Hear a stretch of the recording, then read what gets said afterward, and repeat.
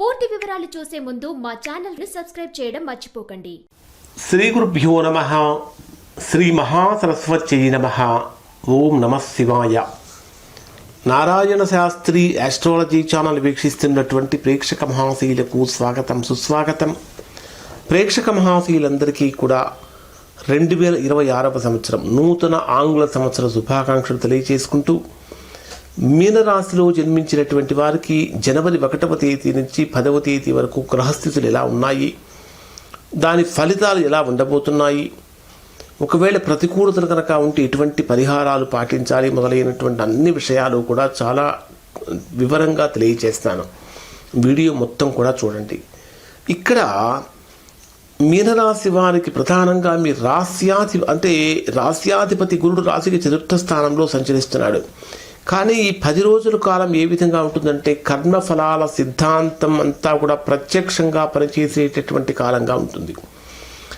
మీ రాశ్యాధిపతి అయినటువంటి గురుడు 4వ స్థానంలో సంచరిస్తున్నటువంటి కారణం చేత ఆలోచనలు, మాటలు, నిర్ణయాలే ప్రధానమైనటువంటి ఆయుధాలుగా మారుతూ ఉంటాయి. ఈ సమయంలో ఒక్క మాటతో అవకాశాలు వస్తాయి.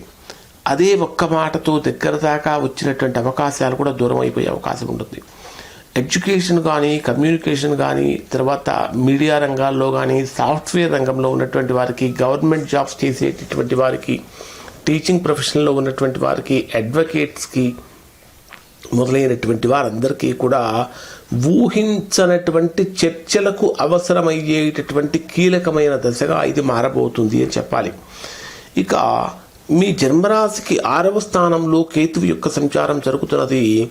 ఇప్పటిదాకా మీరు ఎంత బాగా కష్టపడినప్పటికీ దానికి రావాల్సినటువంటి పేరు ప్రఖ్యాతులు రాక ఒక అనిశ్చితమైనటువంటి వాతావరణం కనిపిస్తూ ఉంటుంది. కొంతమందికి పదవులు కూడా మారుతూ ఉంటాయి. మరికొంతమందికి అధికారుల పేరు ఆసక్తి కూడా తగ్గుతూ ఉంటుంది. ఇంకా ఆధ్యాత్మికపరమైనటువంటి మలుపులకు ఇది చాలా స్పష్టమైనటువంటి కాలంగా ఉండబోతుంది అని చెప్పాలి. ఇక మీ జన్మరాశికి 12వ స్థానంలో రాహు యొక్క సంచారం జరుగుతున్నటువంటి కారణం చేత, అంటే కుంభరాశిలో రాహు సంచరిస్తున్నటువంటి కారణం చేత మీనరాశిలో జన్మించిన వారికి ఎలా ఉంటుందంటే రాజకీయ పరంగా కానీ, టెక్నాలజీ కానీ, సాఫ్ట్వేర్ రంగంలో ఉన్నటువంటి వారు కానీ, ప్రైవేట్ జాబ్స్ చేసేటటువంటి వారికి కానీ సత్యానికి అసత్యానికి మధ్య చిన్న గందరగోళం ఏర్పడే అవకాశాలు పెరుగుతూ ఉంటాయి. తొందరపాటు నిర్ణయాలు కొంచెం ప్రమాదకరంగా మారుతూ ఉంటాయి. ఇక మీ జన్మరాశికి 10వ స్థానంలో, 10వ స్థానంలో, కర్మస్థానంలో, అడ్మినిస్ట్రేటివ్ ప్లేస్లో రవి, బుధుడు, కుజుడు, శుక్రుడు 4 గ్రహాలు, అంటే శక్తివంతమైనటువంటి గ్రహయోగం 10వ స్థానంలో జరిగింది. 10వ స్థానం అంటే మనం చేసే వృత్తి, ఉద్యోగ, వ్యాపారాలకు సంబంధించిన స్థానం. ప్రధానంగా తీసుకుంటే సప్తమాధిపతి, చతుర్థాధిపతి అయిన బుధుడు 10వ స్థానంలో ఉన్నప్పుడు మీ ఆలోచన విధానం చాలా ఇంటెలిజెంట్గా మారుతుంది అని చెప్పాలి. అలానే అష్టమాధిపతి అయిన శుక్రుడు మీకు 10వ స్థానంలో సంచరించేటప్పుడు ఉద్యోగపరంగా కొద్దిగా ప్రోగ్రెస్ అనేది స్లోగా మారుతుంది. అంటే వస్తుంది కానీ ఫలితాలు వస్తాయి కానీ కొంచెం ఆలస్యంగా వస్తూ ఉంటాయి. వ్యాపార పరంగా కూడా కొంచెం ఆలస్యంగా ముందుకు వెళుతూ ఉంటారు.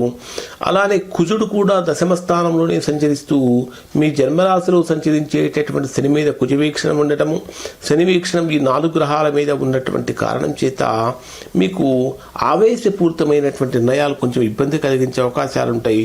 అంటే ఒక్క నిర్ణయం మీ జీవితాన్ని మార్చేసేటటువంటి దిశగా అవకాశం ఏర్పడుతూ ఉంటుంది.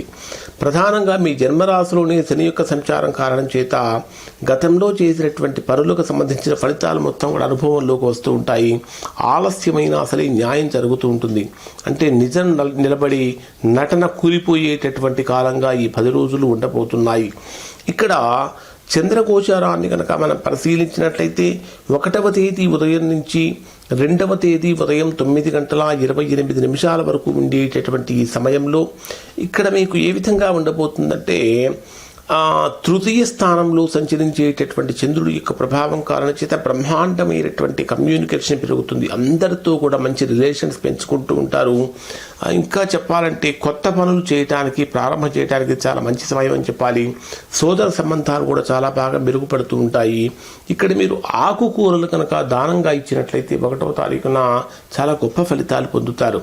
అలానే 2వ తేదీ ఉదయం 9:28 నుంచి 4వ తేదీ ఉదయం 9:45 వరకు ఉండేటటువంటి సమయంలో ఇది గృహ, వాహన, స్థిరాస్తులకు సంబంధించినటువంటి విషయాలలో ఊహించినటువంటి విధంగా ఆనందం కలుగుతూ ఉంటుంది. కానీ తల్లి యొక్క ఆరోగ్యం మీద కొంచెం జాగ్రత్తలు తీసుకోవాలి. కానీ మనస్సు చంచలంగా మారే అవకాశం ఉంటుంది. భావోద్వేగపూరితమైనటువంటి నిర్ణయాలు ఇక్కడ మీరు తీసుకోకూడదు. పరిహారం ఏమిటంటే సోమవారం రోజున చక్కగా శివుడికి పాలతో అభిషేకం కనుక చేయించినట్లయితే తద్వారా మంచి ఫలితాలు పొందుతారు. తరువాత 4వ తేదీ ఉదయం 9:45 నుంచి 6వ తేదీ మధ్యాహ్నం 12:22 వరకు ఉండేటటువంటి సమయాన్ని కనుక మనం పరిశీలించినట్లయితే ఇది విద్య, సంతానము, క్రియేటివిటీ, ప్రేమ మొదలైన రంగాల్లో ఊహించనటువంటి శుభ ఫలితాలు పొందుతూ ఉంటారు. పరీక్షలకి, ఇంటర్వ్యూస్కి అటెండ్ అయ్యేటటువంటి వారు, ప్రజెంటేషన్స్ ఇచ్చేటటువంటి వారు గొప్ప విజయాన్ని పొందుతూ ఉంటారు. అదృష్టం పూర్తిగా మీ వైపు తిరిగింది అనేటటువంటి విధంగా ఉండబోతుంది అని చెప్పాలి. ఇక్కడ సరస్వతీదేవి స్తోత్ర పారాయణం కానీ, సరస్వతీదేవికి తెలుపు రంగుతో పూజ చేయటం వల్ల కానీ మంచి ఫలితాలు పొందుతారు. ఇక 6వ తేదీ ఉదయం నుంచి 6వ తేదీ మధ్యాహ్నం నుంచి 8వ తేదీ సాయంత్రం 6:45 వరకు ఉండేటటువంటి సమయంలో ఇది మీకు ఏ విధంగా ఉంటుందంటే విపరీతమైనటువంటి పనిభారం పెరుగుతుంది. అలానే పనిభారము విపరీతంగా పెరుగుతూ ఉంటుంది. ఆరోగ్యపరంగా కొంచెం సమస్యలు కలుగుతూ ఉంటాయి. రుణ సమస్యల యొక్క తీవ్రత, ఒత్తిడి విపరీతంగా పెరిగిపోతూ ఉంటుంది. శత్రువుల విషయంలో జాగ్రత్తగా ఉండాలి. కోపాన్ని నియంత్రించుకోవాలి. ఇక్కడ మీరు హనుమాన్ చాలీసా పారాయణ కనుక చేసినట్టయితే రుణ సంబంధమైన సమస్యలు కొంతవరకు తొలగిపోతాయి. 8వ తేదీ సాయంత్రం 6:45 నుంచి 10వ తేదీ రాత్రి వరకు ఉండేటటువంటి సమయాన్ని పరిశీలిస్తే ఇది దాంపత్యపరమైనటువంటి విషయాలలో ముఖ్యమైనటువంటి విషయాలు ఏమన్నా ఉంటే దాపరికం లేకుండా మీ జీవిత భాగస్వామికి చెప్పడం అనేటటువంటి చాలా ప్రధానమైనటువంటి సూచన. అలా చెప్పినట్లయితే తద్వారా మంచి ఫలితాలు పొందుతూ ఉంటారు. మాటల వల్ల సంబంధాలు బలపడుతూ ఉంటాయి. అదే మాటల వల్ల సంబంధాలు కూడా దెబ్బతినే అవకాశం ఏర్పడుతూ ఉంటుంది.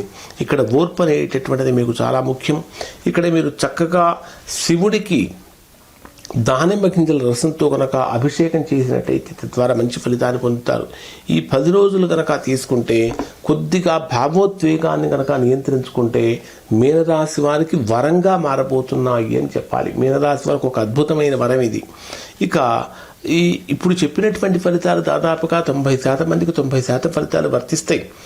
ఎవరికైతే వర్తించడం లేదో, ఎవరైతే తీవ్రమైన ప్రతికూలతలు పొందుతున్నారో దానికి కారణం ఏమై ఉంటుందంటే వారి యొక్క వ్యక్తిగత జాతకంలో ఏర్పడినటువంటి దోషం యొక్క ప్రభావం ఏముంటుంది. అటువంటి సందర్భంలో ఒక్కసారి మీరు మీ యొక్క వ్యక్తిగత జాతకాన్ని విశ్లేషణ చేయించుకొని దోషం ఎక్కడుందో తెలుసుకొని దోష నివారణ కనుక చేయించుకుంటే తద్వారా చక్కగా అద్భుతమైనటువంటి సత్ఫలితాన్ని పొందుతారు. ఇంకా ఎక్కువగా ప్రతికూలతలు ఉన్నటువంటి వారు ఇప్పుడు చెప్పినటువంటి పరిహారాలు పాటించడం వలన ఆ రోజుల్లో కలిగేటటువంటి ప్రతికూలతలన్నీ తొలగిపోయి అనుకూలంగా మారతాయి. ఇవి మీనరాశి వారికి సంబంధించినటువంటి ఫలితాలు. శుభం.